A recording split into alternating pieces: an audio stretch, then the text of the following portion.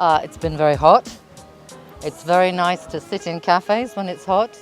I find it a very beautiful place and really relaxed compared with Belgrade, which I know. So no, it's been very enjoyable indeed, really. Can you tell us something about your project, Daughters?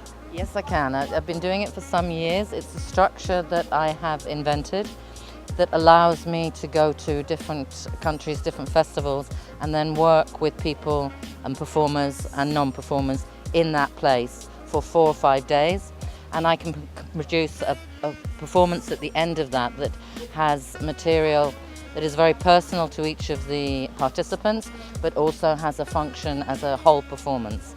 So that's the work I'm doing here with quite young people. Normally I do with more of a wider mix of ages, but this time there's quite a lot of young people, so that's been interesting. That story is about childhood, about relations, about parents, love. It's primarily about the mother-daughter relationship. Usually I have people that have daughters as well as mothers. We all have mothers. Most of the people in this one, they're young, so that it's about their mothers and their relationship with their mother. So we tell personal stories, we have objects, and there are documents. Everything is very real.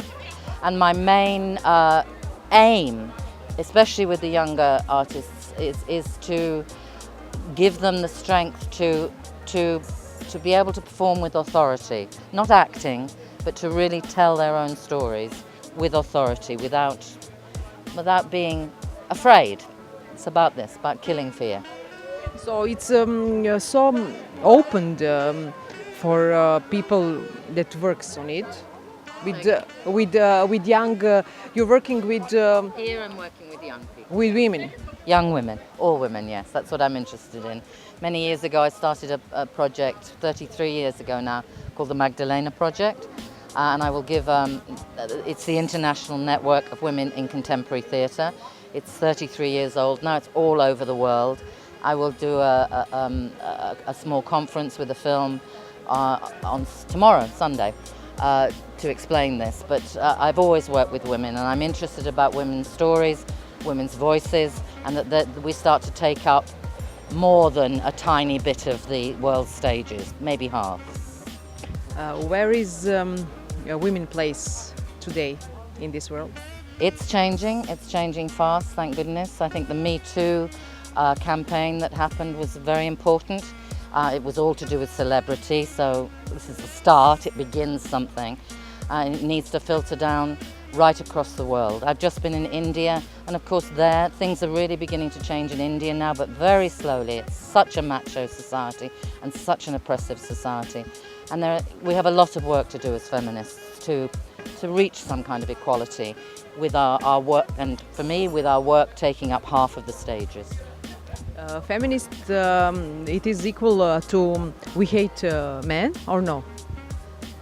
I don't hate men. I have a daughter. I have 2 daughters. I don't hate men. It's nothing to do with hating men. It's to do with placing women in an equal position as men. This is what it's about. We hold up half the sky.